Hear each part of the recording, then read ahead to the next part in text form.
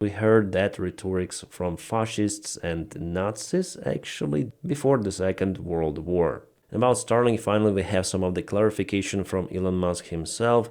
He said that to be extremely clear, no matter how much I disagree with the Ukraine's policy, Starlink will never turn off its terminals. And again, he stated that the Ukrainian lines would collapse if there is something goes wrong with Starlink.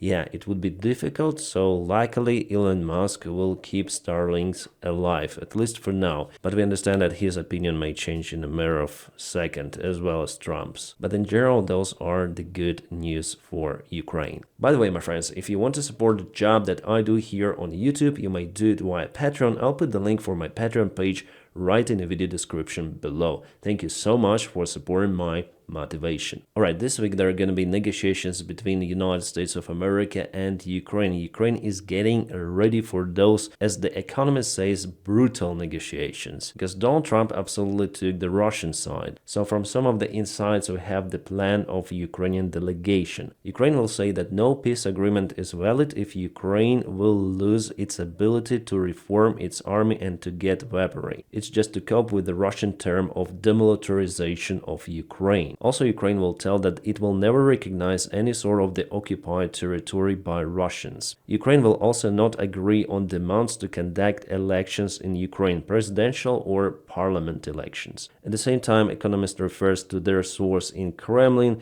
so Russia is determined for Ukraine to proclaim its neutral status and exclude any sort of the outside interference from NATO countries, including placing the peacekeepers from those countries. But the plan of Europe, and probably it's also the part of the Trump's plan, is to deploy actually peacekeepers in Ukraine for them to play the role of the security guarantee. However, we understand even now that they will not play that role. The only security guarantee nowadays, I wouldn't say it's even NATO, no, it's nuclear weaponry, unfortunately. Because we understand that if Russia attacks Lithuania, for example, United States will stay outside, at least with Donald Trump as a president. As the Financial Times says, Ukraine seeks to persuade the United States to resume aid in high-stakes talks. Moreover, Ukraine plans to introduce the partial ceasefire plan to ban the aerial attacks on infrastructure and also the war in the sea. We'll see if Russia and the United States would be open for those kind of the negotiations.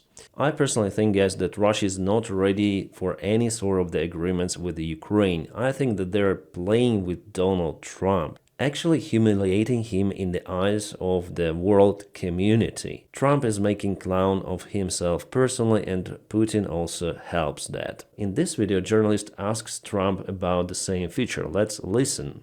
By attacking Ukraine when you're trying to make peace there? Is President Putin disrespecting you by attacking Ukraine when you're trying to make peace there? What did he do? Do you think that Putin disrespects you if he attacks Ukraine? Well, he's attacking Ukraine.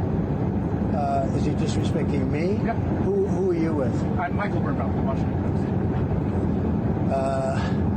You've lost a lot of credibility. No answer to this question, and definitely Putin disrespects Donald Trump. Attacking Ukraine even more after Donald Trump says that he may trust Putin in achieving the peace agreement in Ukraine, that for him it's better to have the deal with Putin than with Ukrainian government. He said himself that it's more simple to speak with Putin than with Ukraine. But the world is watching the actual picture, and if there is the meeting between United States president and a Russian one, believe me, the same day Russia would launch one of their biggest strikes on Ukraine, just to cover Donald Trump in blood even more. And by the way, as sources say, there's going to be a meeting between American and Russian delegations in Saudi Arabia, maybe also this week. And from what I understood, the mineral deal for Donald Trump is not enough. He wants Ukraine to give up its territories to Russia and also for Ukraine to hold elections, which for Ukraine is not acceptable at all.